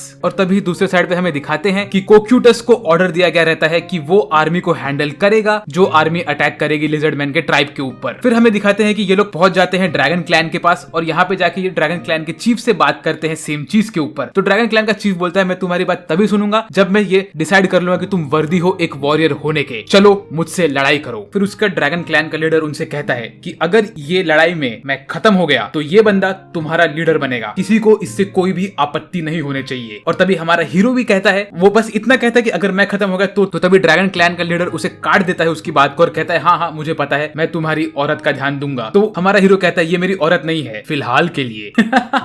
मतलब भाई तेरा क्लैन खतरे में है, तू खुद एक दूसरे क्लैन के लीडर से लड़ाई कर रहा है और तभी भी तेरे को तेरी लड़की की पड़ी है, क्या ही बोलूं इसको मैं। वेल ये बोलने के बाद वो लोग उनका फाइट शुरू करते हैं। फाइट शुरू होते ही हमारा जो ड्रैगन क्लैन का बंदा होता है वो उसका वेपन यूज करता है हीरो के ऊपर और हीरो भी अपना आईसी वेपन यूज करता है इसके ऊपर। ये करते करते ड्रैगन क्लैन का बंदा अपने हीरो के ऊपर एक हमला करता है जिससे उसका मुंह थोड़ा कट जाता है और खून निकलने लगता है और तभी ही हमारा हीरो भी उसके ऊपर उसके आईसी वेपन से हमला करना स्टार्ट करता है। तभी ड्रैगन क्लैन का बंदा बोलता है ओके तो तुम्हारे पास एक लेजेंडरी वेपन है, तो क्या तुम इसकी पूरी एनर्जी मेरे ऊपर यूज करने वाले हो? तो हमारा हीरो कहता है नहीं, उसकी मुझे जरूरत पड़ेगी ही नहीं। और फिर ड्रैगन क्लैन का लीडर हमला करता है हमारे हीरो के ऊपर और हीरो से उसे ब्लॉक करता है अपने वेपन से। वो सिर्फ ब्लॉक ही करता रहता है लेकिन ब्लॉक करने की वजह से भी जो ड्रैगन क्लैन का लीडर होता है उसका हाथ जमने लगता है। फिर कुछ और अटैक के बाद ड्रैगन क्लैन का लीडर बोलता है ठीक है मैं हार मानता हूँ, मैं ये फाइट हार चुका हूँ। ये बोलने के बाद दोनों ही वहां पे बैठ जाते हैं और तब आती है ये फीमेल लिजर्ड। ये आके हमारे हीरो को हील करती है और ड्रैगन क्लैन वाले बंदे को भी हील करती है। उसका हमारा हीरो उससे कहता है चलो ठीक है अब हम काम की बात करते हैं। तो ड्रैगन क्लैन का लीडर बोलता है नहीं तुम रुक जाओ, पहले हम रात को पार्टी करेंगे और पार्टी करते करते बातें करेंगे। तो वो बोलता है ठीक है चलो यार ये भी सही है। फिर रात के टाइम पे हीरो उसे हर एक चीज समझा देता है और वो भी कहता है कि हाँ उसके भी विलेज में ऐसा ही हुआ था, लेकिन जब वो मुंडी उसके विलेज में आई थी तब वो सो गया था। फिर वो लोग मिलकर डिसाइड करते हैं कि वो लोग भी लड़ने वाले हैं इनसे, तो वो लोग अलायंस बनाएंगे। ऐसा बोल के वो लोग खुशी से पार्टी एंजॉय करते हैं। फिर अगले सीन में हमें दिखाते हैं कि हमारा हीरो इन दोनों लीडर्स के साथ अपने विलेज के पास वापस जाता है। जैसे ही वो उसके विलेज में पहुंचता है तो देखता है कि बाकी दोनों क्लैन के लीडर्स भी वहां पे बैठे हुए होते हैं और पांचों के पांचों बचे हुए लिजर्ड क्लैन ने एक साथ अलायंस बना ली होती है। तब हमें मालूम पड़ता है कि जो बाकी दोनों विलेज के लीडर्स थे वो लोग स्काउटिंग करने गए थे और उन्होंने पता लगाया है कि सामने जो आर्मी है उनने उनका स्ट्रॉन्ग होल्ड पास ही वाले जंगल में रखा है और वहां पे वो लोग जमा होकर बैठे हैं। उन्हें ये भी मालूम पड़ता है कि उनके पास अनडेड्स की आर्मी है, उनकी आर्मी इनसे 3 गुना बड़ी है। और तभी हमें अगले सीन में दिखाते हैं कि कोक्यूटस भी अपने स्ट्रॉन्ग होल्ड में बैठा हुआ रहता है और वो इनके ऊपर निगरानी रखता रहता है एक मिरर की वजह से। वो उसकी स्ट्रेटेजी सोचता है कि उसे कैसे अटैक करना चाहिए, क्या करना चाहिए। तभी हमें मालूम पड़ता है कि आइंस नाजारिक में कॉल करके पता लगाता है कि कोक्यूटस ने हमला करना स्टार्ट किया है कि नहीं, और उसे मालूम पड़ता है कि कोक्यूटस ने हमला स्टार्ट कर दिया है। फिर हमें अगले सीन में दिखाते हैं कि बड़े से काले काले बादल लिजर्डमैन के विलेज के ऊपर आते हैं और फिर उनके ऊपर हमला शुरू होता है। सबसे पहले आती है वेव्स ऑफ अनडेड। बहुत सारे अनडेड स्केलेटन्स वहां पे आते हैं और वो लोग इनकी तरफ चार्ज करते हैं अटैक करने के लिए। तो हमारे जो लिजर्डमैन होते हैं वो लोग के जो उनके जो स्पेशल लोग होते हैं वो लोग पीछे बैठे हुए होते हैं ताकि वो लोग वेट करते हैं जब इनका मेन लीडर आएगा तब वो लोग हमला करेंगे उसके ऊपर। तब तक के लिए फिलहाल वो लोगों ने सारी जगह पे ट्रैप्स लगा के रखे होते हैं, उनके पास आर्चर्स को रखे होते हैं और बहुत सारे रेंज्ड वेपन्स रखे होते हैं हमला करने के लिए। वॉर शुरू होता है, सब लोग एक दूसरे पे हमला करना स्टार्ट करते हैं। तभी लिजर्डमैन बोलते हैं कि यार ये जो सामने वाली आर्मी है ये लोग को देख के ऐसा लग रहा है कि इनके पास कोई कमांडर ही नहीं है, ये लोग बस अंधों की तरह हमारी तरफ दौड़ते हुए आ रहे हैं और किसी को भी काट रहे हैं, कुछ भी कर रहे हैं। तभी उनमें से एक कहता है कि लेकिन फिर भी हमें वेट करना चाहिए, मुझे लग रहा है कि ये लोग इस वक्त हमको सिर्फ टेस्ट कर रहे हैं और इनके जो मेन लोग हैं वो लोग पीछे हैं और लेट आएंगे। तभी अनडेड की आर्मी में से आते हैं अनडेड एनिमल्स, जैसे उसमें डॉग्स होते हैं, वुल्फ होते हैं, बेयर होते हैं और ऐसे बहुत सारे एनिमल्स आते हैं। तो फिर लिजर्डमैन क्या करते हैं, उनके जितने भी मेजेस होते हैं सब लोग एक साथ मिलके एक मड का गोलम क्रिएट करते हैं जो कि दूर से इन सबको पकड़ पकड़ के काट के खत्म कर देता है। तभी ये फीमेल लिजर्ड बोलती है कि जब हम एक साथ मिल जाते हैं तो हमारी ताकत बहुत बढ़ जाती है, और हमारा हीरो जो होता है वो उसके बगल में उससे थोड़ा फ्लर्ट करने लगता है और ये हर एक लिजर्डमैन देखता है। उसका अगले सीन में हमें दिखाते हैं कि कोक्यूटस थोड़ा टेंशन में आ जाता है कि उसकी आर्मी हार रही है, तो वो डेम्यूज को कॉल करता है और उससे बोलता है कि तुम मुझे कुछ एडवाइस दो कि मुझे क्या करना चाहिए। तभी डेम्यूज उसको बोलता है कि कोक्यूटस क्या तुमने सोचा नहीं कि तुम्हें आइन सामा ने इतनी वीक आर्मी क्यों दी? आइन सामा ये नहीं चाहते कि तुम जीत जाओ, आइन सामा ये चाहते हैं कि तुम जाके पता लगाओ कि इनकी आर्मी कितनी स्ट्रांग है। लिजर्डमैन क्या इतने ताकतवर है कि वो लोग लो लेवल के अनडेड सोल्जर्स को मार सके कि नहीं, यही उनका मेन गोल था, ऐसा मुझे लग रहा है। और इसके बाद डेम्यूज कॉल काटता है और बोलता है कि उसे कुछ जरूरी काम है तो वो काम करके आएगा। तो फिर कोक्यूटस क्या करता है, वो यूज करता है उसके फाइनल वेपन को जो कि होता है एक अनडेड मेज, वो उसको समन करता है। यहाँ पे लिजर्डमैन को लगता है कि वो लोगों ने सबको मार दिया है और वो लोग ऑलमोस्ट जीत गए हैं। तभी वो लोग देखते हैं कि सिर्फ एक और एनिमी बचा हुआ रहता है, तो वो बोलते हैं अरे यार बस एक एनिमी बचा है, बस हमें जाके इसे खत्म करना है। जैसे ही उनमें से एक लिजर्ड आगे बढ़ता है वो फटाक से फायर बॉल से जल जाता है। तभी उनके जो एलिट लोग होते हैं उनको स्ट्राइक होता है कि ये बंदा जो है ये शायद से इनका कमांडर हो सकता है, या तो ये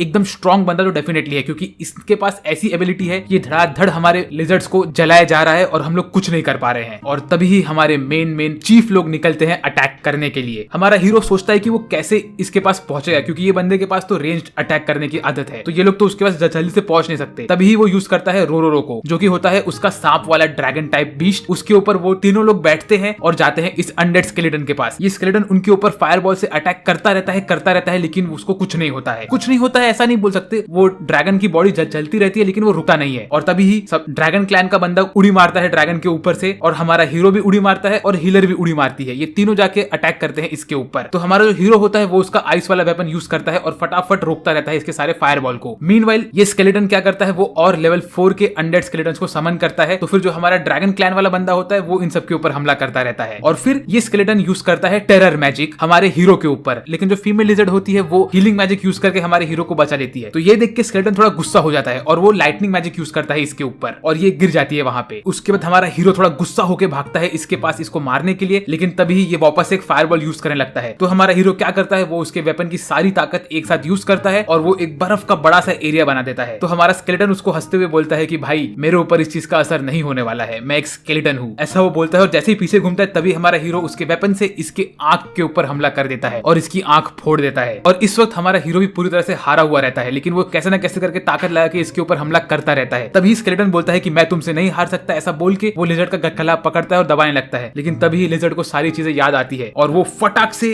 इसको मार देता है, और इसके साथ साथ लिजर्ड मैन जीत जाते हैं। और यहीं पे कोक्यूटस की आर्मी हार जाती है। इसके बाद अगले सीन में हमें दिखाते हैं कि कोक्यूटस को मैसेज आता है कि उसको आइन सामा ने समन किया है, और दूसरे साइड पे हमें दिखाते हैं कि सारे के सारे लिजर्ड मैन खुशी खुशी अपनी जीत का जश्न मनाते रहते हैं। जैसा कि पिछली बार हमने देखा था कि लिजर्ड मैन की आर्मी कोक्यूटस के आर्मी के सामने जीत जाती है, और उसके बाद वो लोग इस सीन में मजे कर रहे होते हैं, वो लोग सेलिब्रेट करते होते हैं। उन्हें लगता है कि वो लोग जीत चुके हैं और अब वॉर खत्म हो गया है। वो लोग सब के सब पार्टी कर रहे होते हैं, नाच रहे होते हैं, खुशी में झूम रहे होते हैं और बहुत सारी चीजें कर रहे होते हैं। और यहाँ दूसरे साइड पे हमें दिखाते हैं कि आइंस अपने थ्रोन पे बैठा होता है और उसके सामने होते हैं सारे के सारे गार्डियंस। लेकिन यहाँ पे एक नया गार्डियन होता है। ये गार्डियन का नाम होता है विक्टम, और ये बहुत छोटा सा दिमाग के जैसा दिखने वाला गार्डियन होता है। ये गार्ड करेगा फ्लोर नंबर 8 को, ऐसा आइंस बोलता है। वेल, स्टोरी में आगे बढ़ने से पहले मैं आपसे ये बोलना चाहता हूँ कि अगर आपने पहले के एपिसोड नहीं देखे हैं तो मैंने उसका लिंक डिस्क्रिप्शन में दे दिया है, आप उन्हें वहां से देख सकते हो ताकि स्टोरी एकदम परफेक्टली बैठे आपके लिए। वेल, हम वापस से बढ़ते हैं अपने स्टोरी की तरफ। तो आइंस विक्टम को बोलता है कि विक्टम, मुझे तुम्हें सैक्रिफाइस करना पड़ेगा हमारे अगले प्लान के लिए, लेकिन तुम टेंशन मत लो, मैं तुम्हें सैक्रिफाइस करने के बाद तुरंत वापस से रिवाइव कर दूंगा, तो तुम्हें किसी चीज की टेंशन लेने की जरूरत नहीं है। तो विक्टम बोलता है कि सर, मुझे किसी चीज की टेंशन है ही नहीं, आप मेरे सामने हो और आप मुझे ये अपॉर्चुनिटी दे रहे हो, मैं इसके लिए बहुत खुश हूँ और बहुत ही ज्यादा एक्साइटेड भी हूँ। फिर उसके बाद आइंस डेम्यूज के पास जाता है और बोलता है कि डेम्यूज, मैं तुम्हें थैंक्स बोलना चाहता हूँ क्योंकि तुम हमेशा मेरे कॉल्स का जवाब टाइम पे देते हो और बराबर से देते हो। फिर कहता है कि तुमने जो शिप के सैंपल्स यहाँ पे लाए थे वो बहुत अच्छे थे, तो मैं तुमसे चाहता हूँ कि तुम इस काम को कंटिन्यू करते रहो और हम उन पे एक्सपेरिमेंट करके एक नए टाइप के बीस्ट बनाएंगे, तो तुम इस काम को बंद मत करो। उसके बाद आइंस जाता है शेल्टियर के पास और कहता है, शेल्टियर, मैं जानता हूँ कि तुम तुम्हारे दिल में इस बात को दबा के रखी हो कि तुमने गलती की थी और तुमने मुझ पे हमला करने का कोशिश किया था। वेल, मैं तुम्हें इस चीज के लिए पनिशमेंट देने वाला हूँ, लेकिन अभी नहीं, कुछ समय बाद दूंगा, तो तब तक तुम रेडी रहो। फिर उसके बाद आइंस जाता है कोक्यूटस के पास और बोलता है, कोक्यूटस, तुम तुम्हारा पिछले फाइट में हार गए थे, तो तुम उससे क्या सीखे हो, जरा मुझे बताओ। तो कोक्यूटस आइंस से बात करने जाता है, तभी अल्बेडो उसे रोक देती है, बोलती है कि पहले तुम सॉरी बोलो और उसके बाद अपना सर नीचे झुका के रखो और फिर तुम तुम्हारा सर ऊपर उठा के आइंस सामा के पास देख के उनके सवाल का जवाब दो। तो कोक्यूटस बोलता है कि सर, मेरी गलती ये थी कि मैंने एनिमी टेरिटरी के बारे में कुछ ज्यादा जानकारी नहीं ली, उसके बाद मैंने उन्हें अंडर एस्टिमेट कर दिया था, वो मेरे एबिलिटी से ज्यादा पावरफुल निकले थे और इसीलिए हम हार गए थे। इसके साथ ही साथ मैंने ये भी गलती की थी कि मैंने किसी जनरल या कमांडर को रखा ही नहीं था अंदर, और यही सब गलतियों की वजह से हम हार गए थे। तो आइंस बोलता है, चलो ठीक है, कोई बड़ी बात नहीं है, मैं खुश हूं कि तुम्हें तुम्हारी गलती समझ गई और तुम उससे इंप्रूव करना चाहते हो। फिर आइंस कहता है कि अब तुम क्या करने वाले हो। तो कोक्यूटस बोलता है कि अभी आप मुझे ये मिशन वापस से दीजिए, मैं एकदम खरा उतरूंगा इसके ऊपर। तो आइंस बोलता है, ठीक है कोक्यूटस, तुम्हारा काम यह है कि तुम्हें जाके पूरे लिजर्ड मैन की आर्मी को खत्म कर देना है। तभी कोक्यूटस एक अजीब सा चीज करता है, वो आइंस को बोलता है, आइंस सामा, मेरा एक रिक्वेस्ट है आपसे, मैं चाहता हूँ कि आप मुझे ऐसा ऑर्डर ना दे कि मैं जाके उन्हें खत्म कर दूं, मैं चाहता हूँ कि आप इन सब लिजर्ड मैन की जान बख्श दो। तो तभी अल्बेडो भड़क जाती है, बोलती है कि तुम ऐसा कैसे बोल सकते हो आइंस सामा को, पहले तो तुमने गलती की, उसके बाद अब तुम आके बोल रहे हो कि आइंस सामा प्लीज आप इन्हें मत मारिए, तुम तुम्हारी हद पार कर रहे हो कोक्यूटस। तो तभी कोक्यूटस बोलता है कि प्लीज मुझे एक्सप्लेन करने दीजिए, और तभी आइंस अल्बेडो को भी रोकता है, बोलता है प्लीज तुम शांत रहो, मुझे कोक्यूटस की बातें सुननी है। तो कोक्यूटस बोलता है कि मैंने जब इन लोग की फाइट देखी और इनके साथ फाइट करा, तब मुझे फील हुआ कि ये लोग कोई छोटे मोटे क्रीचर्स नहीं है, इनके अंदर कैपेबिलिटी है ग्रो करने की, और अगर आप इन्हें मारने के बाद अपने नॉर्मल अनडेड में कन्वर्ट कर दोगे तो कुछ ज्यादा चेंजेस नहीं होगा ह्यूमन अनडेड से और हमारे लिजर्ड मैन अनडेड से, लेकिन अगर हम इन्हें जिंदा रखें तो इनमें पोटेंशियल है ग्रोथ का और इनके रिलेशनशिप्स भी एक दूसरे के साथ बहुत अच्छे हैं, तो हमें टीम वर्क मिलेगा। तो तभी आइंस बोलता है ठीक है कोक्यूटस, जो तुम कह रहे हो वो सही तो है, लेकिन मैं इसमें डेम्यूज की भी राय लेना चाहता हूँ। तो डेम्यूज भी कोक्यूटस का साथ देता है इसमें। तो आइंस बोलता है चलो ठीक है कोक्यूटस, तुम्हारा मिशन ये है कि तुम्हें जाके इन लोग को अपने कमांड के अंदर लाना है और फिर तुम इनको गवर्न करोगे, ये लोग तुम्हारे अंडर काम करेंगे, ठीक है कोक्यूटस। तो कोक्यूटस बोलता है ठीक है सर, मैं कसम खाता हूँ कि मैं ये काम पूरी तरह से करके रखूंगा। और इसके बाद कोक्यूटस डेम्यूज को भी थैंक्स बोलता है क्योंकि डेम्यूज ने उसका साइड लिया था। फिर उसके बाद आइंस अपने रूम में जाता है और अपने बेड पे सो के बोलता है कि मैं बहुत खुश हूँ कि कोक्यूटस ने अपनी खुद की फीलिंग्स मुझे एक्सप्रेस की, इसका मतलब यह है कि कोक्यूटस ग्रो हो रहा है। ऐसा बोल के वो खुश हो जाता है, लेकिन तभी उसे स्ट्राइक होता है कि अगर कोक्यूटस का ग्रोथ चालू है तो इसका ये मतलब है कि बाकी सब गार्डियंस भी ग्रो हो सकते हैं। तो इसका ये भी मतलब है कि क्या पता वो लोग इन फ्यूचर मुझे हेट करने लगे और मेरी बातें न सुने। ऐसा बोल के वो थोड़ा टेंशन में भी आता है लेकिन खुश भी रहता है। उसके बाद वो बोलता है कि अरे मेरे बिस्तर में से इतनी अच्छी खुशबू क्यों आ रही है। वेल इसका रीजन तो हम सब जानते ही हैं, और इसका रीजन ये है कि इसके बिस्तर में पहले अल्बेडो आके लेटी हुई थी और उसने अपना पूरा सेंट यहाँ पे डाल के रखा था। फिर अगले सीन में हमें दिखाते हैं कि लिजर्ड मैन के विलेज में आती है पूरी अनडेड की आर्मी और वो लोग आके खड़े हो जाते हैं। उसके बाद एक एक नए नए टाइप के अनडेड लोग आते रहते हैं ऊपर के लेवल के, और वो लोग सब खड़े होते हैं और ऐसे खड़े होते हैं जैसे कि वो लोग किसी को बुला रहे हैं, किसी की एंट्रेंस के लिए खड़े हैं वो लोग। सारे लिजर्ड मैन भी ये देख के रेडी हो जाते हैं फाइट के लिए, लेकिन तभी ही आइंस और उसके सारे गार्डियंस की एंट्री होती है। आइंस को देख के सारे लिजर्ड मैन समझ जाते हैं कि ये उनका मेन बॉस है जिसने पहले यहाँ पे लोगों को भेजा था। तो आइंस वहां पे अपना थ्रोन बनाता है। वो भी कैसे बनाता है, वो एक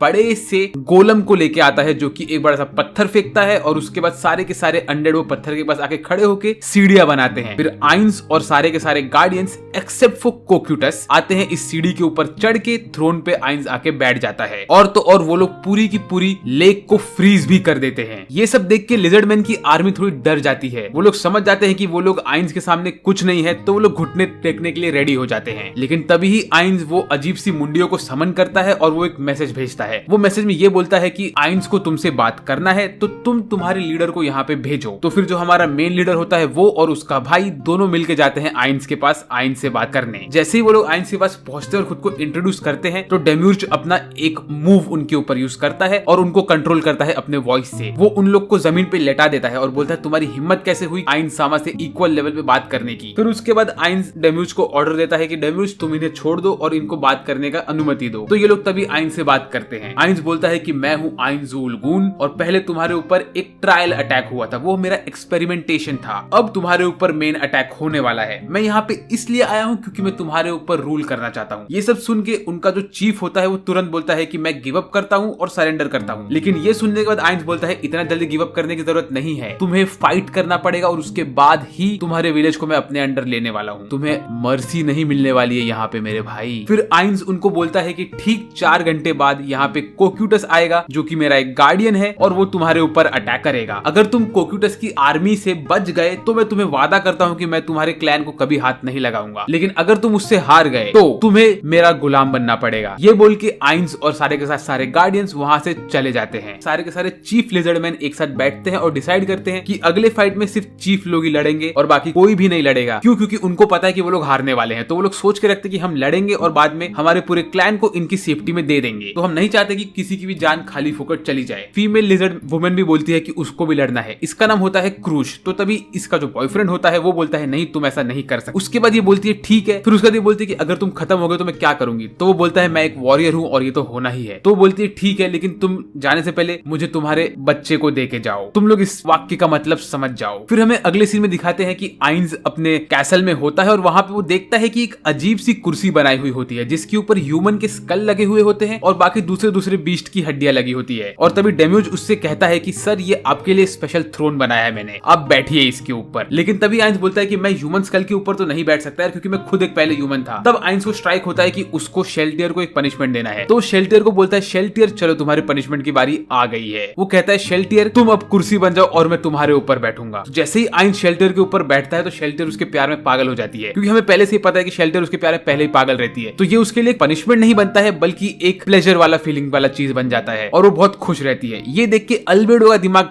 गर्म हो जाता है और वो दूसरे रूम में जाके गुस्सा निकालती है अपना। फिर आइंस अपने सारे गार्डियन से पूछता है कि आज का मेरा प्रेजेंटेशन कैसा था। तो वो लोग कहते हैं कि सर बहुत अच्छा था, आपका ये प्रेजेंटेशन देख के तो हम खुद डर गए थे। उसके बाद वो लोग बोलते हैं चलो देखते हैं कि लिजर्ड मैन आखिरकार क्या रहे हैं, प्रिपरेशन कैसे कर रहे हैं। तो आइंस अपने मिरर को यूज करता है और एक एक लेजरमैन के ऊपर ध्यान देता है और वो बोलता है कि सब लोग टाइम पास ही कर रहे हैं। फिर वो लोग कुछ एक ऐसी चीज देखते हैं कि जो उन्हें नहीं देखनी चाहिए थी। तुम समझ जाओ मैं किस चीज की बात कर रहा हूँ। मैं ये सीन दिखाने भी नहीं वाला हूँ क्योंकि मैं नहीं चाहता कि यूट्यूब मेरे वीडियो को डिलीट कर दे यूट्यूब प्लेटफॉर्म से। फिर आइंस सोचता है कि ये चीज ऑरा और मारे के लिए बहुत जल्दी थी, इन्हें ये चीज अभी नहीं देखना चाहिए था। अगर इन्होंने मुझे इस चीज के बारे में क्वेश्चन किया तो मैं इनसे क्या जवाब दूंगा। फिर अगले सीन में हमें दिखाते हैं कि कोक्यूटस जाता है विलेज में अकेले और वो इस वक्त एक आर्मर पहन के रखा होता है। कोक्यूटस को देख के सारे के सारे लेजर्डमैन समझ जाते हैं कि उनका टाइम आ चुका है और यही बंदा कोक्यूटस है। फिर लेजर्डमैन का चीफ बोलता है कि सिर्फ हम 4-5 लोग यहाँ पे जाएंगे, बाकी लोग मत आओ। लेकिन बाकी लोग बोलते हैं कि हम भी वॉरियर है और हमें आने दो। तो कुछ वॉरियर क्लास के लोग आते हैं फाइट में, लेकिन जैसे ही फाइट स्टार्ट होता है कोक्यूटस एक स्पेल यूज करता है और फटाक से बाकी सब अंजर पंजर लोगों को निकाल देता है वहां से और सिर्फ बच जाते हैं ये 5 चीफ लोग इंक्लूडिंग वो ट्रैवलर को। कोक्यूटस एक बड़ा सा स्वॉर्ड निकालता है और वो स्वॉर्ड को यूज करने लगता है। वो फटाफट इन बचे हुए चीफ लेजर्डमैन को काटने लगता है, लेकिन तभी ही ये हीलिंग वाला बंदा उन्हें हील करने लगता है। लेकिन कोक्यूटस पहला विक्टिम को क्लेम कर लेता है। वो होता है ये अजीब सा लेजर्डमैन। इसको मारने के बाद कोक्यूटस जाता है दूसरे वाले के पास, उसका हाथ काट देता है। मीनवाइल जो ये येलो वाला लेजर्डमैन होता है ये दूर से स्पेल्स यूज करता है कोक्यूटस के ऊपर। तो कोक्यूटस बोलता है कि मैं इतना स्ट्रांग हूं कि ये वीक लेवल के स्पेल मुझ पे बिल्कुल काम करते ही नहीं है, और वो स्पेल सही में कुछ काम नहीं करते हैं कोक्यूटस के ऊपर। मीनवाइल जो हमारा हीरो होता है वो अपना आईसी वेपन लेके जाता है कोक्यूटस पे हमला करने के लिए, लेकिन इसका भी कुछ काम नहीं होता है क्योंकि कोक्यूटस तो खुद बर्फ का बना हुआ है। बर्फ का बना हुआ है कि क्रिस्टल्स का बना हुआ है ये मुझे डाउट है थोड़ा कोक्यूटस के ऊपर। वेल ऐसे ही ये फाइट कुछ देर और चलती है और धड़ाधड़ लेजर्डमैन के चीफ मरने लगते हैं। एंड में बचते हैं द मेन चीफ और उसका भाई। तो कोक्यूटस इनसे कहता है कि जैसा आइंसामा ने प्रेडिक्ट किया था वैसे तुम 2 ही लोग बचे हो। वेल तुम लोग एक प्रॉपर वॉरियर हो, तो तुम लोग मुझे तुम्हारा नाम बताओ। तो ये लोग अपना नाम कोक्यूटस को बताते हैं। फिर कोक्यूटस बोलता है चलो ठीक है, तुमने तुम्हारा नाम मुझे बता दिया है और मैं ये नाम जिंदगी भर याद रखूंगा और मैं तुम्हें मेरा रिस्पेक्ट भी देता हूँ। ऐसा बोलने के बाद कोक्यूटस फटाफट उन दोनों को भी खत्म कर देता है। वेल इस पूरे फाइट में कोक्यूटस ने मोस्टली जो भी मैजिक यूज किया है वो सब आइस वाले मैजिक थे। तो मुझे भी थोड़ा कंफर्मेशन आ रहा है कि शायद कोक्यूटस बर्फ वाला क्रीचर है, क्योंकि यार सच बोलो यार कोक्यूटस को देख के तुम्हें ऐसा नहीं लगता कि ये बेंटन का डायमंड हेड जैसा दिखता है थोड़ा बहुत। वेल उसके बाद इनको मारने के बाद कोक्यूटस जाता है अपने कैसल में और आइंसामा से मिलता है और बोलता है आइंसामा मैंने हमारा मिशन कंप्लीट कर दिया है, मैंने उनके सारे चीफ्स को मार दिया except for the female one. फिर आइंस बोलता है चलो तुमने बहुत अच्छा काम किया है, अब मैं तुम्हें इन लोगों के ऊपर राज करने का अनुमति देता हूँ, लेकिन तुम इन लोग को टेरर से मत राज करना, रिस्पेक्ट से राज करना इनके ऊपर और इनको एक पावरफुल वॉरियर रेस में कन्वर्ट कर देना। तो कोक्यूटस बोलता है जी हाँ सर। उसके बाद कोक्यूटस बोलता है कि वो लाया है वो फीमेल लिजर्डमैन को यहाँ पे कुछ निगोशिएशन करने के लिए, प्लीज आप उससे बात कर लो। मीनवाइल जैसे ही वो लिजर्डमैन वहां पे आती है तो वो बोलती है कि आपको जो भी मुझसे काम करवाना है आप करवा सकते हो, मैं रेडी हूँ कोई भी काम करने के लिए, प्लीज मेरे लोगों को मत मारिए। तो आइंस बोलता है कि मैं ऐसा कुछ नहीं करने वाला हूँ, मैं तुमसे बस एक फेवर चाहता हूँ। तो वो बोलती है कैसा फेवर चाहते हो, क्या तुम मुझे यूज करना चाहते हो? तो वो बोलता है अरे ऐसा कुछ नहीं है, मैं बस तुमसे ये चाहता हूँ कि तुम तुम्हारे सारे लिजर्डमैन आदमियों के ऊपर नजर रखो कि उनमें से कोई भी कभी मुझे बिट्रे करने की कोशिश ना करे। अगर तुम ऐसा करोगी तो मैं तुम्हारे बॉयफ्रेंड को वापस से जिंदा कर सकता हूँ। मेरे लिए किसी को मारना और जिंदा करना कोई बड़ी बात नहीं है। तो ये सुन के वो थोड़ी खुश हो जाती है और कहती है ठीक है मैं ये काम करने के लिए रेडी हूँ। फिर लेकिन आइंस उसको बोलता है कि अगर मैंने डिटेक्ट कर लिया कि तुम इस काम को अच्छे से नहीं कर रही हो तो जो तुम्हारा बॉयफ्रेंड है मैं उसे ऑन द स्पॉट खत्म कर दूंगा। ऐसा बोलने के बाद अगले सीन में हमें दिखाते हैं कि इसका बॉयफ्रेंड जो कि था हमारा हीरो वो जिंदा हो जाता है और वो थोड़ा कंफ्यूज रहता है कि ऐसा कैसे होगा, मैं जिंदा कैसे हो गया। और फिर वो आइंसामा को अपना लॉयल्टी प्लेज करता है और बोलता है थैंक यू आपने मुझे रेजरेक्ट किया उसके लिए। फिर उसके बाद आइंस उससे कहता है कि तुम अपना ख्याल रखो और तो और तुम्हारे सारे के सारे आदमी अब कोक्यूटस के अंडर काम करेंगे, इस बात पे ध्यान दो। ऐसा बोलने के बाद आइंस और उसके सारे गार्डियंस वहां से निकल लेते हैं। ये एपिसोड स्टार्ट होता है सेबस के साथ जो कि टाउन में घूम रहा होता है और वो एक दुकान के अंदर जाता है। वहां पे वो एक मर्चेंट से बात करता है और उसके पास से एक पावरफुल स्क्रोल खरीदता है जो वो खरीदता है 1 गोल्ड कॉइन और 10 सिल्वर कॉइन के बदले। वो स्क्रोल खरीद के वो बस बाहर निकलता है तो वो अपने शैडो डीमन को बोलता है कि शैडो डीमन तुम फटाक से जाओ